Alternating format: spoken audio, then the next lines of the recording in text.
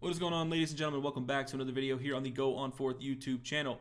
We are back, Amani and myself, and we are breaking down some basically just every single game in the NFL, looking at the spread, the over-under, player props if we don't like the spread or the over-under. But we're basically going to give you some free advice, you know? And based off our track record this year, hey, you could probably get worse advice. But I mean, take everything we say with a grain of salt, okay? But just realize that not all of these we would actually put money on, and we will very clearly specify that if there's a bet we're not confident in. But we just want to talk about every game, kind of give you guys a feel for what we believe is going to happen in the game. That way, when you come back after you win, 10,000, 100,000 bucks just listening to us, then maybe you'll drop a like on the video or just comment and say thanks, right? That's all we just do it for you. We're public servants here at Go On We're Forth. So men of the people. exactly, man. Like honestly, we're just public servants doing our duty, doing our service to our community, to the gambling community, to the football community, all that good stuff. So just like last week, we are going to start with some college football. So Amani has 5 best picks for college. I have not looked at the college lines this week. I just listened to what Amani says, and you should too. All right, so break it down. What do we got? So the first game we'll go with the game out there in Arlington, Texas, Texas A&M and Arkansas. Battle of the Jerry Joneses of the world out there, the oil money. Yeah. I'm going to Yep. go with A&M minus 1.5. In the last week, the defensive performance looked good. Their defense looked, pretty good all season. And Arkansas, I still have questions about their passing offense. I know A&M's defense will keep them in the game. And just watching back, Arkansas, they gave up bombs to Cincinnati, South Carolina, but some of them, they weren't really hit. I just think at some point they're not going to get lucky on defense, just giving up, the over the top stuff. And I think A&M has the speed to burn them deep. And I like A&M minus 1.5. So Yeah, first, I first think that's probably like it almost feels safe. It probably shouldn't feel safe, but it almost does just because it's like obviously A&M has the talent and you really it's almost like a must-win game for them because they just signed the number 1 recruiting class. So you're not going to get another number 1 recruiting class if you are unranked after like 4 weeks of the season, right? So exactly. yeah, it's kind of a must-win game for them in a way. All right, Maybe number Jimbo throwing oh, some money towards the refs way too. So yeah, oh yeah. I mean, they got plenty of money to throw around. You might as well throw some towards the referees as well. Just line their pockets, make them feel better because they yeah. have to go to their day job after the season. So like, just give them anything, help them out. All right, your number 2 best bet this week Number in two college. pick, going with Oklahoma minus 12.5 at home. Primetime game against Kansas State. Adrian Martinez. Yeah. I mean, just saying that last name should should be enough. Brent Mhm. Venables having a whole week to prepare. For him, I think he'll turn the ball over a few times. Jeff Levy has that offense at Oklahoma rolling right now. I Mhm. really can see this being a cover at halftime, and by the start of the fourth quarter, maybe OU takes their starters out. So I like them to roll in this game. Yeah, I'm with you on that. I thought Oklahoma looked really good last week against Nebraska. They started the game a little shaky, but you know that one to me was one that I just picked Oklahoma minus 11 and a half or whatever it was, 11 and a half at the time, and I said fuck it, Nebraska's gonna have to beat me. They're gonna have to without Scott Frost. They're gonna have to prove it to me because Oklahoma and that's just Oklahoma way. You beat up on every team in the Big 12, and then you make the playoffs and you lose. So I mean, you kind of expect it from them at this point. So that's number 2. Number 3, what you got? I have. I'm going to go in East Lansing with this one. They have Oh Michigan boy. State +3 against Minnesota. I am a Spartan, but last week I did go with Washington minus 3.5. So Good. I don't pick because of my heart, because of my brain, and what tells me this week Minnesota heavy run team. Michigan State really good at stopping the run. Teams that like to put the ball on the ground are pretty reluctant to throw the ball 40 times if they have to. I don't know if they're as comfortable. Plus, being a home game, this will be a bounce back game. It's a sold out crowd. Rumblings I'm hearing everyone's gonna get there early. It's gonna be a great atmosphere. So, give me the Spartans. And Jaden Reed is supposed to be back at wide receiver. Pair him with Keon Coleman. I think they should be able to score 24 points. That should be good enough to not only cover that 3 points, but I think they should win the game. Well, and my initial thought from looking at this game, and I haven't looked at a lot of college lines this week at all, but my initial thought, just looking at this game and what you expect the game to be, I was thinking under is probably not a Yeah, bad bet here either. yeah. If these teams put up 50, then something has gone terribly wrong with both of their game plans because I don't think either team wants to just have a shootout because they're just not built for that. So that's number three. Number Yeah, four. and Mel Tucker said out of his words, a shootout makes his stomach hurt. So Yeah, he doesn't. Yeah, I mean, he doesn't want any stomach problems. He does have the money though, capable of uh, you know. he should give us that money because Yeah, he should give some of that money back. I think Kenneth Walker deserves some of that money. All right, we're gonna move to number four. Number four on your list. What you got? I'm gonna go Michigan under 41.5 team total against Maryland. I know Maryland defense, last few seasons that they haven't really been good, but this year they've been a lot better. Last week against Tanner Mordecai, one of the more explosive passing offenses in the country, and SMU, and 54 attempts, he throws for 360. They picked him off twice. I like what I'm seeing from their defense so far. Michigan really hasn't played anybody in the end.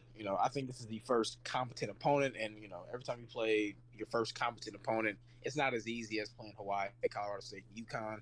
So I think they will win the game, rather comfortably. But under 41.5 team total is what I'm rolling with here. Yeah, and that makes sense. I mean, again, it's kind of one of those things where you have to prove it to me before I believe it.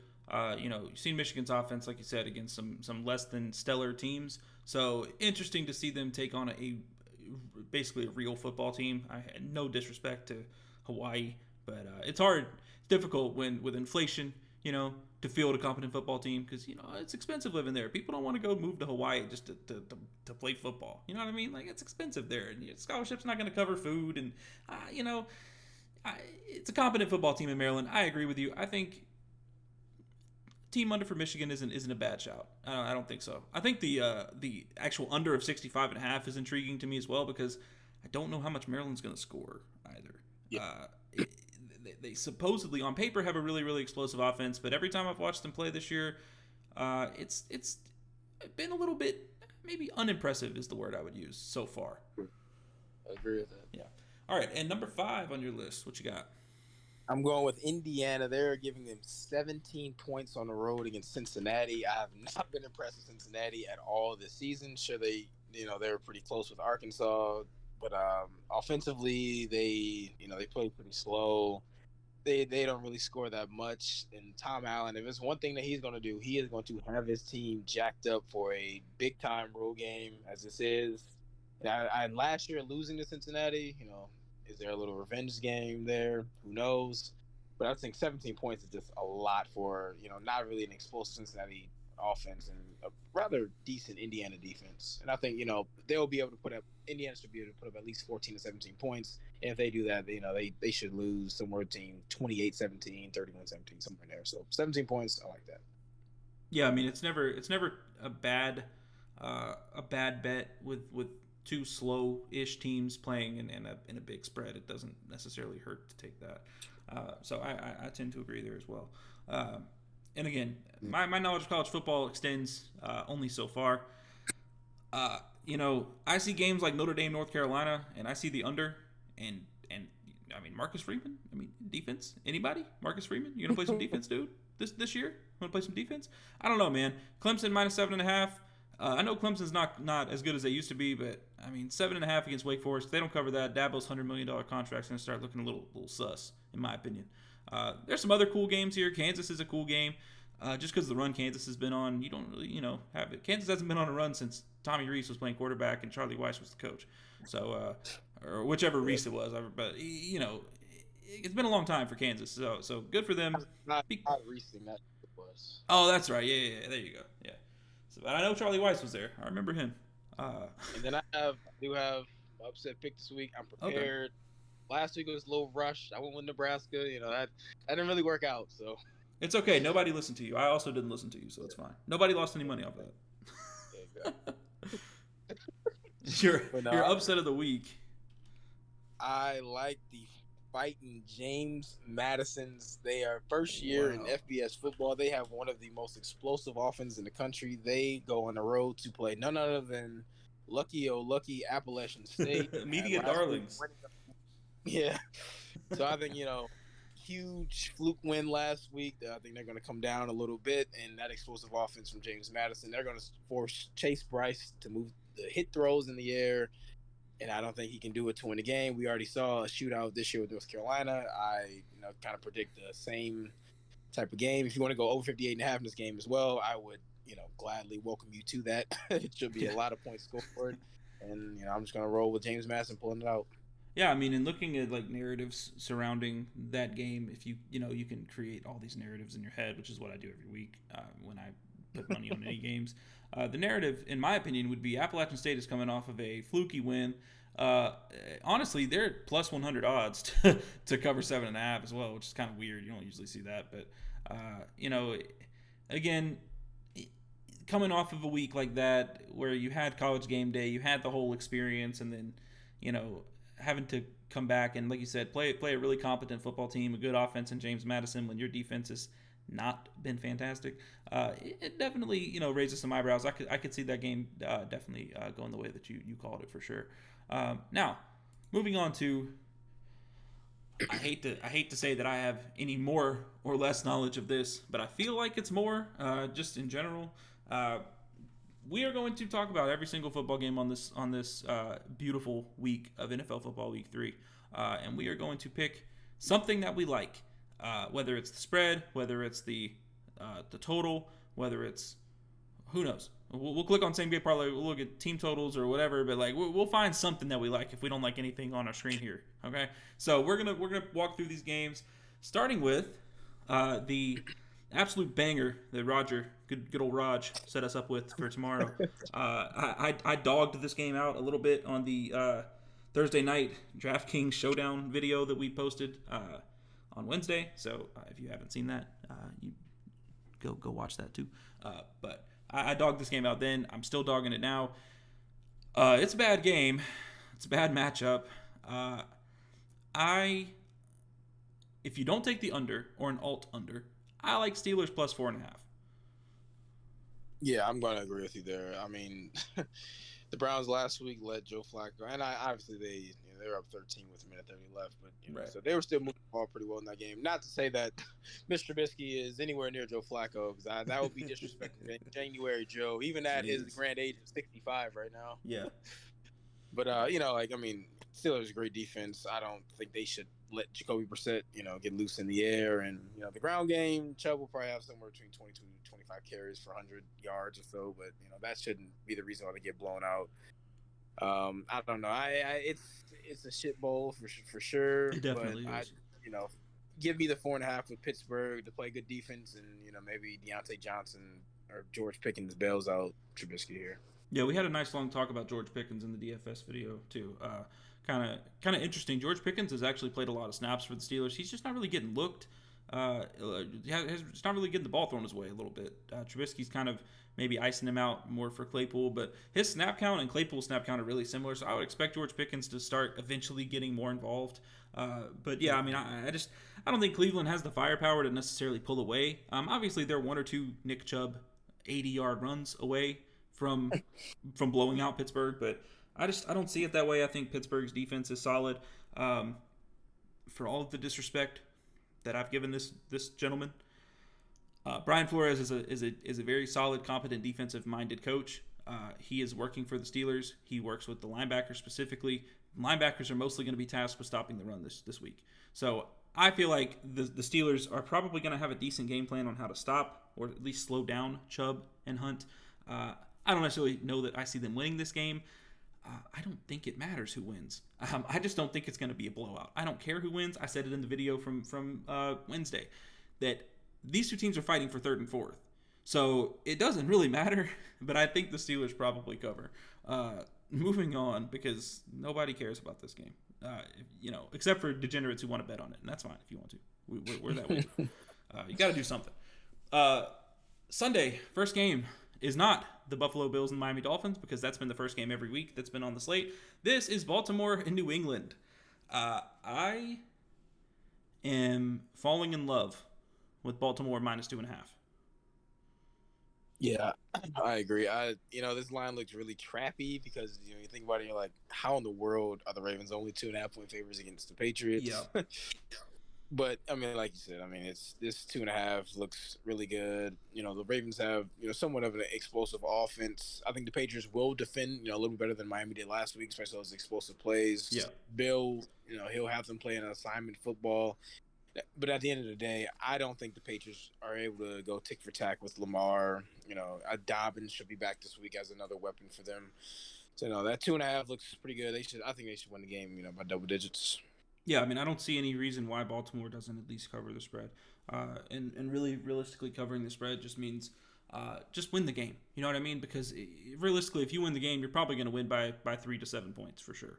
And like you said, I mean, I think Bill Belichick is a great defensive coach. I think they're going to have a better game plan for Baltimore than Miami did last week. So I don't necessarily see Baltimore just dog walking them the whole day. It's going to be a slow game too, and I said that in the DFS video from earlier this week. It's going to be one of those slow games. New England's going to try to take the air out of the ball. They're trying to keep Baltimore's offense off the field for good reason. And Baltimore's secondary is depleted, but you would have to throw. Let me not be too disrespectful. You would have to throw college kids out there at corner to allow Devontae Parker to get open. Jacoby Myers could have a good game, maybe. But I like Baltimore. I like everything they have up front. I think they're going to give New England fits on the offensive line. New England's offensive line has been terrible this year so far. I really like Baltimore in this game. The more I talk about it, the more I like it. So I'm Yeah. locked in. All right, Bills Miami. What do you think? I mean, I think Miami's being really disrespected. I mean, I think they have one of the 3 or 4 most explosive offenses in the league. Um, I love that +6.5. I really, I'm not gonna sprinkle any money line, but I do think they can win this game. I think it'll come down to who has the ball last. Two very explosive offenses, and I think those young Bills cornerbacks have not really been tested yet. And obviously, this week is something that they haven't seen before. So give me Miami +6.5. I know how special Josh Allen is, but Tua, McDaniel, and those weapons for the Dolphins, give me those points. Yeah, I mean, I think it's difficult because I do have PTSD from the last few times the Dolphins have played the Bills. I mean, the Bills have just bullied Miami the past few times that they've played, and it's tough to get over that. It's tough, like a mental block almost. Um, I think Miami has a lot of things going for them. They have a lot of momentum coming off of a crazy comeback win. Some people may say it's definitely an avenue for them to have a down week. I don't know that McDaniel is going to let them have a down week though. I think he's got a pretty good energy about him and way to keep the guys up. Um, and Buffalo, they're coming off of a short week. They played on Monday night. They got banged up, man. They lost an offensive lineman to suspension because he wanted to fight one of the other players on the Titans and punched a coach. Uh, Whoops, I guess. And their starting corner is out for a reasonable amount of time from the neck injury that he got carried off the field. Micah Parsons, or not Micah Parsons, Micah Hyde also got hurt in that game as well. So Buffalo's dealing with some injury issues. Gabe Davis still not sure how his health is as well coming into this week. There's a lot of positive outlook type things for Miami in ways that I could see them sneaking in and possibly taking one off the Bills. It's just tough to see it. If anything, I think I probably like the over. I don't dislike Miami +6.5. If it was 7.5, I would be all over it. 6.5, because Buffalo just scores, man, and they don't relent. They just keep scoring. It doesn't matter what they're up by. It doesn't matter if they're about to win the game. They're just going to keep scoring. So I like the over. And Miami +6.5 is cool, but man, again, it's PTSD from watching Buffalo just beat down Miami the past 2 times they've played at least. So it's kind of just not not for me with what I've witnessed. And it's a different regime, different team, but it's still just it's kind of scary. It left scars for me, but I like the over. Moving on to Saints Panthers. Man, I mean, what can you say about this football game here? Not a lot. Not a lot of good things. I don't know what Panthers team total is. It's probably like 20. I would I would be comfortable taking the under on the Panthers team total, but I'm even more comfortable probably taking the Saints -3, even though they're on the road. Yeah, I mean, man, this is tough because the Saints offense, they've falling into this. They think they still have prime Drew Brees, where they can run the ball in heavy boxes on first and second down. Yep. On third down, your Hall of Fame quarterback bails you out. They're in that mode right now, and I don't know, especially with Dennis Allen being the head coach, defensive minded guy, if they're really going to break that. So I mean, I would probably look towards the under here. If either team wins, it'll probably be something like 20-17 as probably like the max. Both secondaries are pretty good. J.C. Horn is having an outstanding first start to the season, the first 2 weeks. Yep. So give me the under in this game, unless Baker throws 3 pick-sixes, which is obviously. Yeah. I mean, I don't disagree. I think the Panthers defense has been a little bit leaky this year so far in terms of the teams that they've played. They really let Nick Chubb dictate the game that they had against the Browns. If Kamara plays, which I don't really know exactly how he's looking, I haven't seen the injury reports yet, but if Kamara plays, I mean, I think the Saints are probably in a good spot. Even if Ingram plays, I mean, Ingram actually looked fine last week. He's not going to be a spring chicken. He's not 22 years old anymore, but I think he's capable. I think that the issues that the Saints offense is having, I think that they are easily contained if you just stop trying to ask Jameis to do too much. And I think in a game against the Panthers, he really won't be asked to do all that much. Baker's been kind of a disaster. I think Saints -3 feels good. If you can get an alternate spread of 2.5 somehow, then I would feel even better. But I like 3. I mean, three seems reasonable to me. Worst case, probably push, but that's all right. Looking ahead to the trap game of the week, in my opinion, this is a trap. I would not want to touch this game. Kansas City Colts. The Colts are 0-2. It's a 5.5 point spread. Kansas City riding high, 2-0. They just came off a big win against the Chargers. 5.5 point favorites on the road. It just spells just 3-point Kansas City win to me, and I don't like it. But I'm also never going to take the Colts plus 5.5 against the Chiefs. So my personal opinion would be to take the under, because I think the Colts are going to try to keep this game slow. They are not going to try to outpace and outscore the Chiefs in terms of just trying to score fast. They're going to use Jonathan Taylor more than they did last week. And I don't think the Colts offense is very good because they just got blanked by Jacksonville. So I would take the under. Yeah, that's probably a pretty safe play. Yeah. All right, well, Patrick Mahomes has played Gus Bradley's defense 7 times, right? Yep. You want to guess the result of his touchdowns and interceptions? Well, if you're bringing the stat up, then I'm assuming it's a lot of touchdowns and very few He interceptions. has thrown 17 touchdowns to 2 picks, albeit, sometimes, he doesn't get negatively graded for some of those interceptions that should be caught.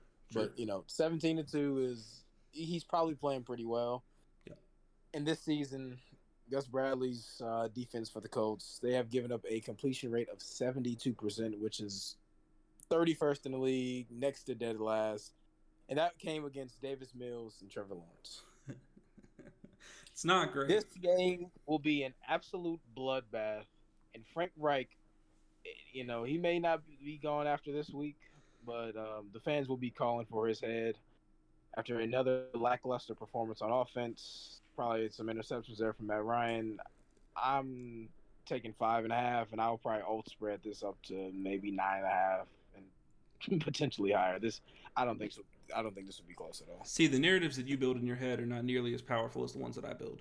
So you're able to see past the invisible made up narratives, and I am unfortunately blocked by them. However, I could definitely see it being a blowout and Kansas City winning, let's say, 35-10, and then it's still under the 50. I don't see the Colts. This offense, man, from Indianapolis. Especially if Michael Pittman is still hampered by his injury or not playing. I don't see how they score. And even if Pittman is playing, you would assume that the Chiefs are probably going to have some way of keeping him contained.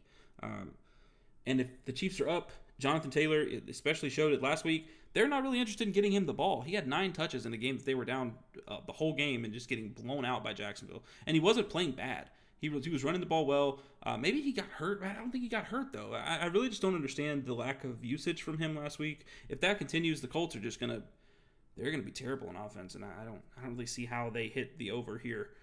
Maybe I'm wrong. Maybe the Colts will come out and play better offensively, but they haven't shown it. Again, like they've been pretty bad. I want to see what their team total is if I can.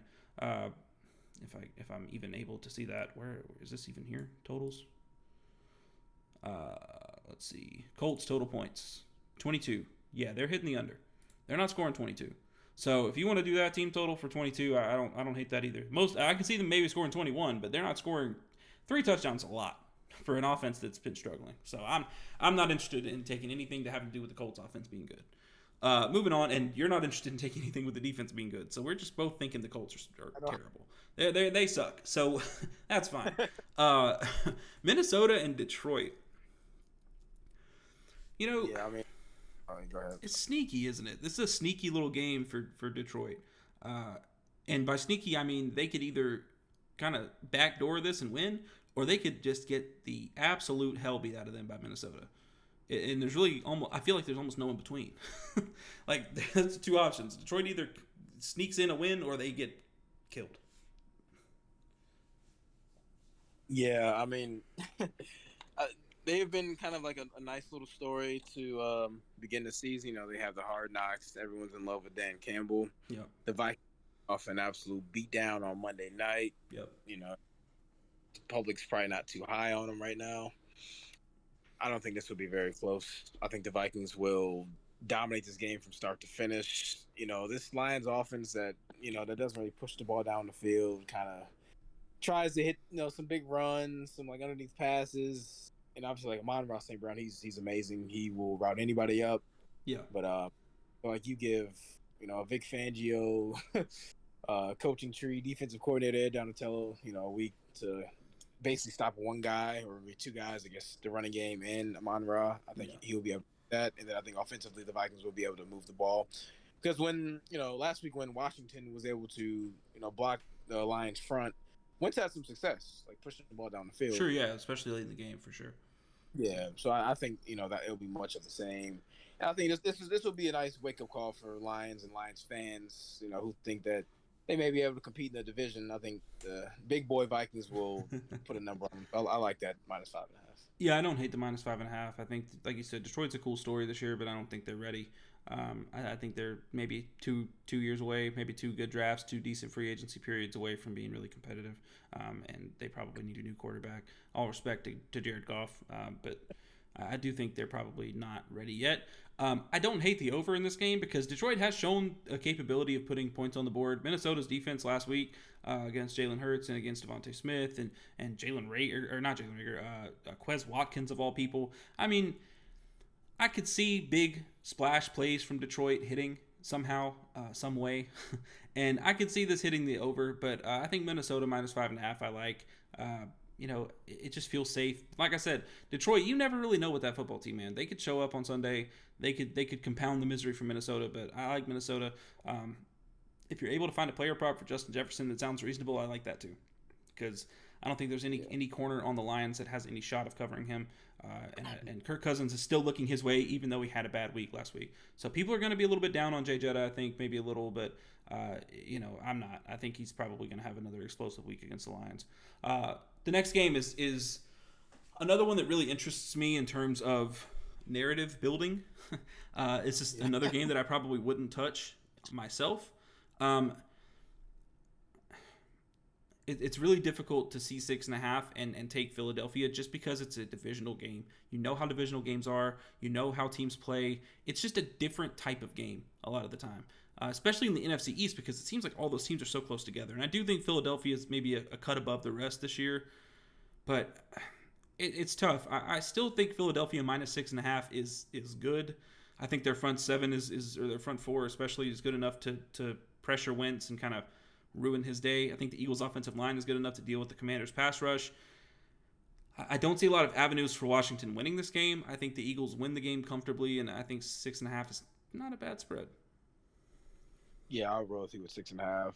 I think everyone's kind of looking for the Eagles to have that down play kind of game, play down to your opponent. Week Mm-hmm. one they pretty much dominated the game for a lot of the game. Then the Lions, kind of came back in garbage time Yeah, almost, and yeah, obviously Monday night they go and dominate the Vikings. So I right. think a lot of people are just looking for a reason, to maybe call for an Eagles down week, but Yeah, I really don't see it this week. Obviously, you cite the defensive line and the pass rush getting the wins, and obviously last week, the Commanders' offensive line crumbled against the Lions. yep. If you're gonna crumble against the Lions front, what are you gonna do against Philly? So yeah, I mean, and the offense looks amazing right now. And those linebackers for Washington, I don't know how they will stop Jalen Hurts running the ball. I don't know how they'll stop the RPO game. I just all signs point to the Eagles minus 6.5. Yeah, I agree. I mean, I really do. I think Philly is just a good play this week. And again, you know, I like the Philly receiver props if you can find one that you like. I mean, I think Devontae Smith is probably going to have a good game again. I think that AJ Brown's going to have a good game. So if you find a prop that you like for the receivers, I wouldn't be afraid to take it because I do think Philly's going to probably need to and want to throw the ball plenty. And I don't see any reason that Washington would be able to stop them from doing that. The next game is the Raiders and the Titans. I would pump the under 45 and a half. It feels close to right, but man, this is just gonna. I feel like it's gonna be two teams just slugging it out on the ground, not really. At the very least, Tennessee, and I know Vegas has been throwing a decent bit, but this feels like a slow paced, slow burn type of game, and it doesn't really feel like it's going to enter blowout territory because of how Vegas's offense looked pretty pedestrian last week in the second half. I think the under right here is solid. If nothing else, I think I lean Raiders minus 1.5. I think the Raiders are a better team. It's just hard to say because they're on the road, and Derrick Henry's always capable of putting up 200 yards on anybody. So it's like you have your risk, but under 45 and a half, Raiders minus 1.5. Either way you slice it, I like that. Yeah, I would have to agree with you. We get a nice Belichick coaching or Yeah, player yeah. tree. The Belichick Bowl, basically, Josh right? McDaniels, yeah, with Vrabel. So Yeah, I think they will owe this game to Bill Belichick to play this as close to 2002 as possible. yeah, So yeah, I'll roll with you with the under there, yeah, 45 and a half. yeah. Houston Texans, Chicago Bears. This is not a game that I would really like to touch, but I will say this. First of all, I think that the over/under is perfect. I think 40 is nice. I think the under is probably what I would lean towards because, again, this feels like a slow-paced, slow-burn type of football game. Matt Eberflus has shown that he's not interested in Justin Fields as a quarterback.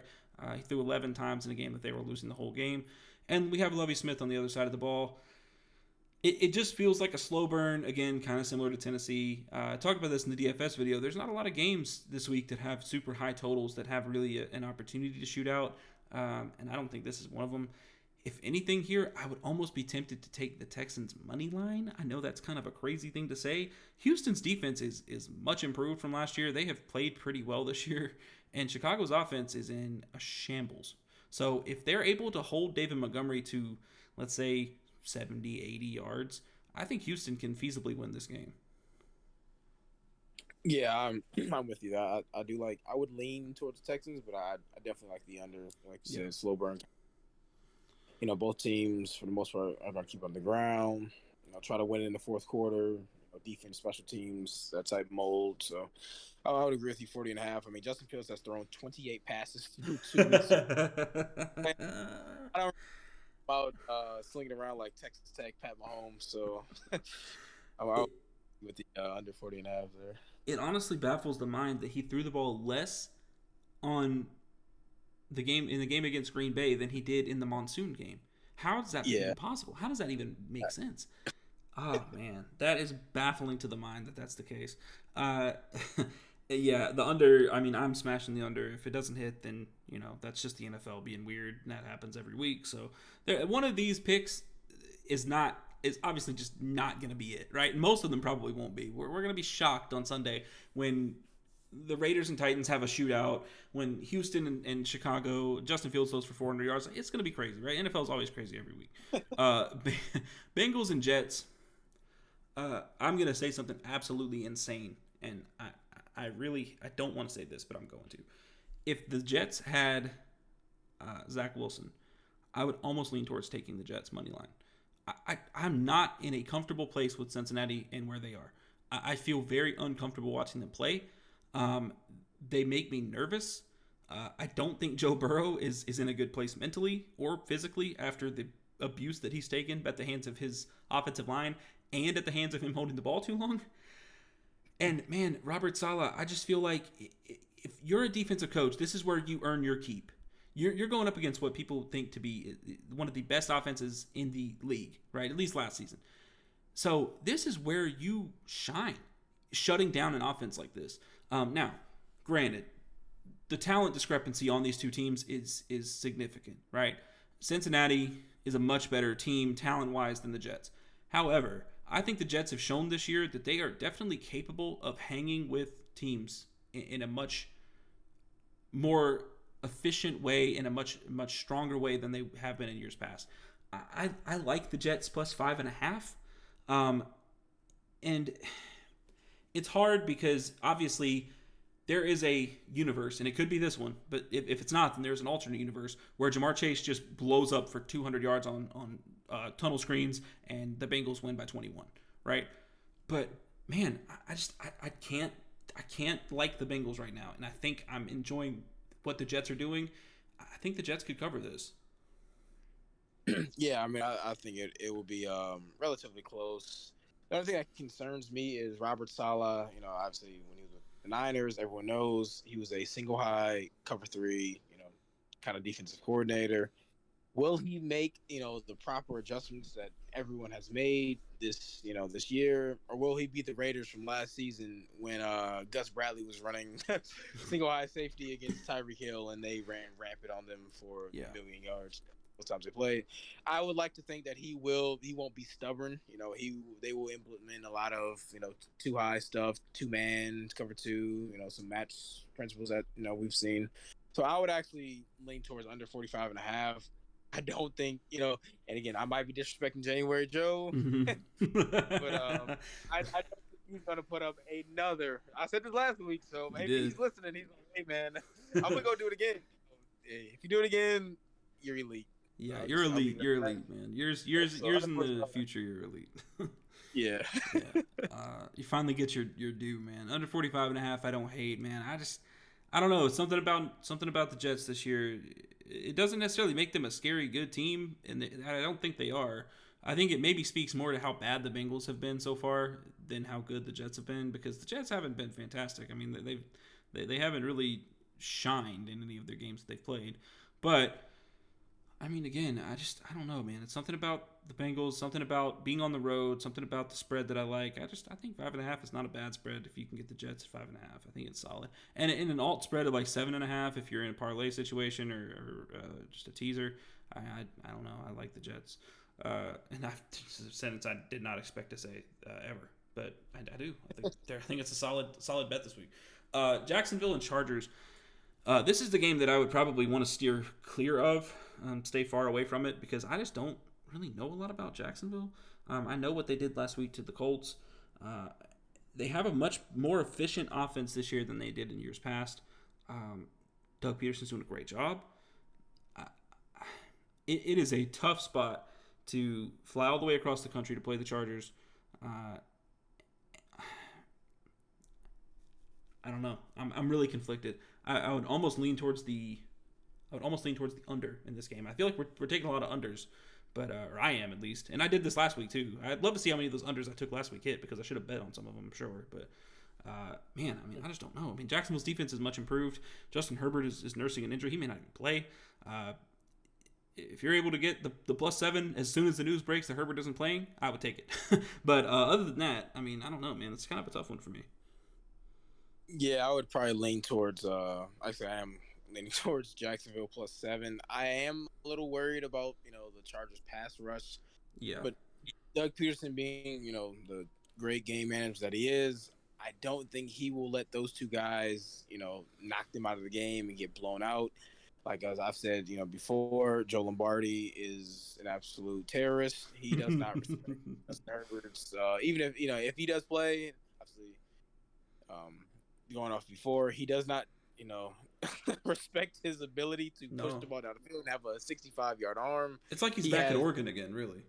Yeah, exactly. I mean, Yeah. they're babying him. They're like I said, they're running the Saints Drew Brees offense. You're seeing Yep. 4 and 5 yard routes. Last week his A-dot was about 5 yards, which is absolutely embarrassing. So I mean, if he wants to throw the ball underneath, I'd like Devin Lloyd. Those fast Yeah. linebackers. That is a much improved unit.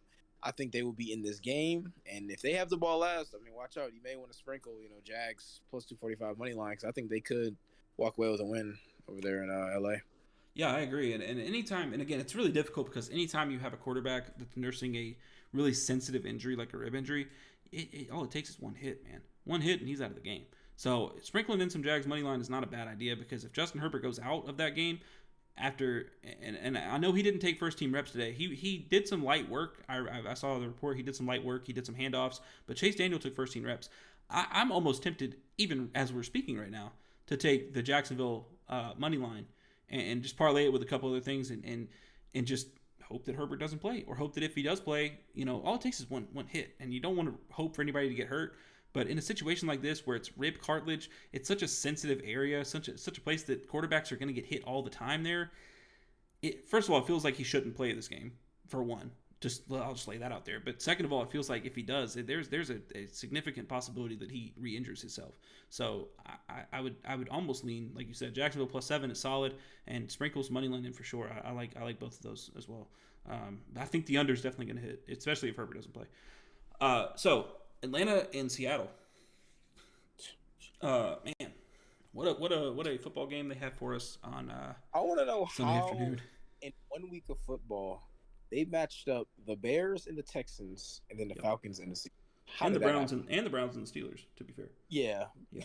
I talked about that in the other DFS video, but I mean, it's not like we thought, hey, the Browns and the Steelers, they could be good. Like, no, dude. We know they're bad.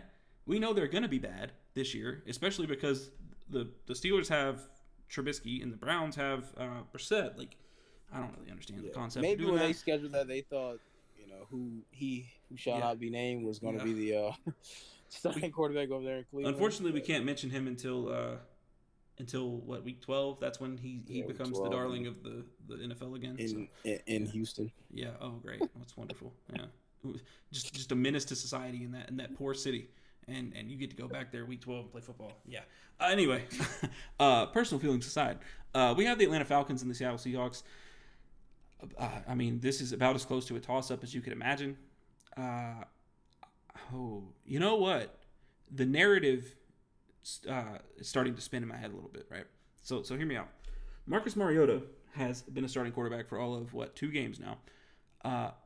He is not going to have seen a hostile environment like Seattle, maybe since college and maybe ever.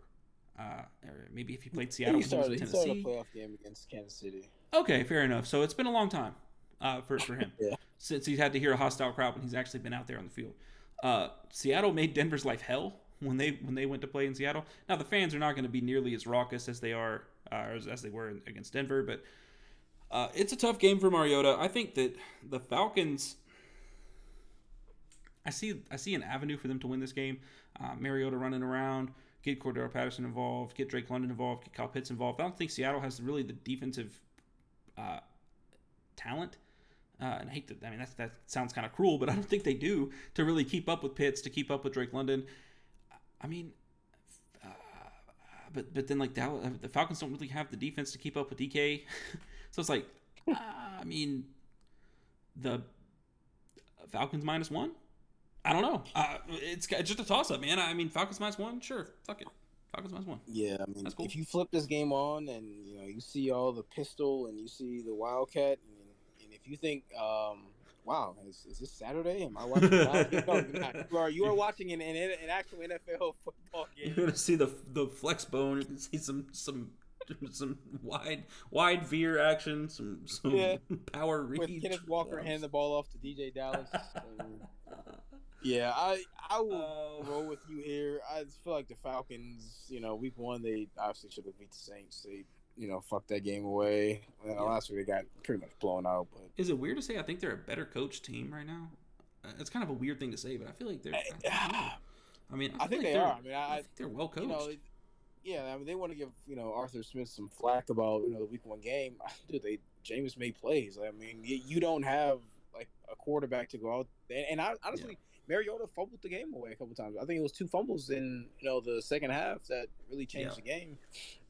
So yeah, I mean, I think they're more talented, than the Seahawks. Drake London is coming to his own. It's good to see. I think they'll finally get Kyle Pitts some looks this week after Twitter is bullying Arthur Smith. Yeah. So well, I will say that Kyle Pitts is still on the field for like 93% of the snaps. It is going to be a matter of time before he has an explosive game. I don't see why this would not be that game. Exactly. So yeah, I mean, and Jamal Adams is out. Not that he's really a safety killer, or a tight end killer anyway. But I mean, again, your backup safety. I don't know, man. I think Atlanta matches up with them pretty well. I kind of like Atlanta in this game. I don't know. It's really just a toss up because you could flip the game on and it could be 24-3 Seattle, and I'd be like, yeah, that makes sense. Yep. I can see that. Sure, fine. You could turn the game on and see 21-3 Atlanta, and you go, yeah, all right. Looks like they played good. It just does, you don't know. And it's kind of a similar thing with the next game we're going to talk about, Green Bay and Tampa. I mean, man, yuck. This game is gross. Like, this game is gross. That's why the 2 old men are on the cover or the thumbnail of this video.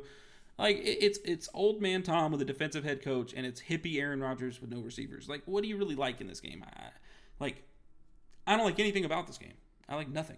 I honestly, I would say almost take the under, but there's so much talent that you really can't take the under because, like, Aaron Jones could go crazy. Mike Evans, who is suspended, can't do anything. He's going to be sitting on his couch at home. But like he's going to be boxing his everlast punching bag. Yeah, he's gonna be throwing darts at his Marshawn Lattimore dartboard at home instead of playing in the game for some reason. Just vendetta against him, just hatred. We made a joke that in 20 years we're gonna see, probably 10 actually, Mike Evans and Marshawn Lattimore in the celebrity boxing, similar to Le'Veon and AP. So that'll be fun. See Mike Evans reach on display. I mean, man, I don't know. This game sucks. We're talking about everything but the game. It'll be an interesting game to watch because it's going to be like a dumpster fire. Like, you can't look away from it. But, I mean, dude, like, give me... Oh, my God. Shit, I don't know. Give me... The guys who snap the ball at one every play. Dude, I genuinely don't know. It literally could be... It's the same thing with Seahawks Falcons. I could turn this game on, it'd be 21-3. I'd be like, oh, yeah. All right, cool. Tampa, Green Bay, it doesn't matter. Just take anybody. Take whoever you like. If you're a Brady fan, take Brady. If you're a Rodgers fan, take Rodgers. So Aaron Rodgers' whole family will be picking Brady. So let's roll with Brady. Just because Aaron Rodgers hates his family, let's roll with Brady. Yeah, I mean, I would just suggest not betting on this game. No. Like you said, this is just disgusting. I don't like either of these teams. This is gonna be a slow-paced game. I mean, Bruce Arians might get ejected for how slow this game is gonna go. I wouldn't do anything if I had to gun to my head. Had to pick somebody in this game or pick something. Exactly. Like, shoot me. When I think about it, just shoot me. I don't know. I don't think the Green Bay run game will be there. Last week Tampa played really well up front against Saints. Yeah. Kind of made up for their, I wouldn't say lackluster. It was just surprising to see, 4 yards of carry against them. Yeah. So, I mean, if you're going to rely on, the Green Bay receivers to win this game, I don't think so. I'll give old man Tom and his bad offensive line. I'll get a 6'3" slobber knocker, and we ask for both of them to retire after the game. Yeah, man. Give me Scotty Miller and Russell Gage. Rashad Perryman. Give me those guys. Jair's going to be in hell. That's all I can say. I mean, this game's terrible. If you can find a Aaron Jones receptions prop, I like it. Because if they're not going to be able to run the ball, they're going to throw it to him a lot. If you can get like 2.5, over 2.5 on Aaron Jones receptions, 3 maybe, I would take it. I think it's I think he's going to get the ball a lot in the passing game because I don't think they're going to be able to run the ball as well. So moving on, Rams Cardinals. This is a lot easier to predict. Give me the Rams -3.5, and I'm not looking back. Yeah, exactly. Last week was a complete fluke from the Cardinals. Sure, Raiders absolutely. stole that game. Yeah, I think the Rams will be able to get after Kyler Murray. I don't think he'll be able to hit those passes, those miraculous passes in the secondary. I really like the Rams' speed on defense. Yep. And offensively, as long as Matthew Stafford isn't actually trying to be on pace for 30 touchdowns, 30 picks, I think they should be fine in this game and win rather comfortably. Yeah, especially last year, they did Cardinals. Yeah, I agree. I don't see any realm of any universe where the Cardinals keep this game within 7. I really don't. I think you can alt spread this up to -6.5 if you feel comfortable. I would. I feel comfortable with that. I don't like the Cardinals at all. I don't think they have a lot of talent, which they have Nuke Hopkins and Rondell Moore. They're not playing. James Conner just got hurt last week. Again, man, it just seems like it's all falling apart, and I do not want to be on that sinking ship. So give me the Rams -3.5. San Francisco and Denver. This feels like a really disrespectful line for Denver, but I get it. Like, I do get it. I really do. Denver has some injury issues. Denver has not really landed on their feet to start the season. They've if anything, they've landed on like the side of their neck. You know what I mean? Like oh whoa, it's like the kind of fall where you think like the are they okay, right? Like Nathaniel Hackett, are you okay? Are you good? He's not good, but on the road against Denver, man, San Francisco, I don't know. If Kittle plays, then there's that, but I think he's still going to be limited. I kind of like Denver in this game a little bit. Maybe I'm crazy. Maybe I'm just being really contrarian, but I like Denver money line. I don't know, man. I'm sorry. That's crazy. That's fucking crazy. Give me, you know what? Take the under because they're both going to run the play clock down to 1. I like Denver. I don't know. It's just a weird game. I like Denver, man. I just do. I'm sorry. I shouldn't, but I do. I don't like San Francisco this week. Have you ever seen the meme with Kyle Shanahan, his eyes like into the not the magnifying glass, but what's the other like? I think I know what you're talking about. Yeah, I think I do know what you're talking about. He's looking down and he sees Alex Singleton, and it's literally Alex Singleton is the Eagles. Well, guess who's back? Alex Singleton is playing Michael linebacker for the Denver Broncos, and I will be very surprised, especially with Jimmy back, if they don't pick on him all night long with play actions and bootlegs and seams right behind his head. Kyle Shanahan will coach laps and manage game so much better than Nathaniel Hackett, especially on Sunday Night Football. It's such a big game. It's gonna be a big crowd, and like we said before, Nathaniel Hackett is in over his head. He is. I agree. I like the Niners to go in there and buy a touchdown or more. Honestly, I'm surprised. Right. Maybe I do too. Fine. Yeah, I see the Russell Wilson effect as the spread is only 1.5. I understand that. Yeah, but, man. Look, I mean, like, you in your brain, right? Maybe not in your brain, in my brain at least. I see Russell Wilson. I see the weapons. I see the vision, man. I see it. Like, I see what they're doing. I like it. I like Judy. Sure. I like Sutton. I like KJ Hamler. I like Javonte Williams and Melvin Gordon. I like Russ. Mm-hmm. I like the defense. I like Pat Surtain. I like Kareem Jackson. You know what I mean? Those are 2 Bama guys. I like them. I like Bradley Chubb. I like Rand Gregg. You know what I mean? Like, I like those guys. RG5. But, RG5. but I don't know, man. You're probably right. See, San Francisco's probably going to dog walk them. If I had to bet this game on Sunday, after losing all of my other bets on Sunday, I'd probably put it all on San Francisco -1.5. But the hopeful guy in me wants to kind of see this Denver thing work out because I like their talent. I think they're good. I think they got a lot of talent. I think it's coaching, play calling. But yeah, I mean, San Francisco, I understand that bet, and I'll probably make it myself. I don't know. I like Denver, man. I want Denver to work out. I want it to work out, dude. Nathaniel Hackett, pull your head out of your ass. Like, get it together. You've run an offense before. This isn't your first rodeo, dude. Please. That's not a Broncos pun, by the way. Yeah. It's not. Yeah, that's a good one. That was a good one. All right. It wasn't supposed to be, but it works, yeah. Yeah. No, Man, I mean, just yeah, you are right. I mean, if that team, that would be one of the more fun teams in the league if they could, yes, figure it out. But pull it their head out of doesn't their seem ass. like, you know, schematically and who they are as a team, that they're really going to change, how they play. I think they're going to be a No. slow paced kind of team. That's how Hackey wants to coach. He comes from LaFleur, and is that really going to change? I don't think so. At least not from last week to this week. So maybe week 13, Russ he finally blows up. He cusses at he cusses at Nathaniel Hackett for the first time ever, and Yeah. maybe he gets stuff to go his way. But at least for the time being, I don't think they're gonna change much. Roll with the Niners. I'm actually genuinely interested to watch that game. I really am. Like Sunday night game last week was really shitty, so I'm actually really interested to watch this game. I'm hoping that it's good. The last Yeah. game on the slate, and then we're gonna end the video. We're gonna try to keep it under an hour. Oh my god, if we do this in 4 minutes. All right, so Dallas Giants. Ooh, uh, I'm gonna think about it. I'm gonna listen to what you have to say, and I'm gonna make my determination. You go ahead. Yeah, so I mean, the Giants, they have been a great story so far, this season. Brian Dable has managed Daniel Jones so well. Yep. He's not putting them in position to really give the game away, and that's all credit to him. I applaud him for that. But, Dallas has just so much talent on defense, man, and you're not going to be able just to throw check downs. They have so much speed outside of Leighton Vander Esch.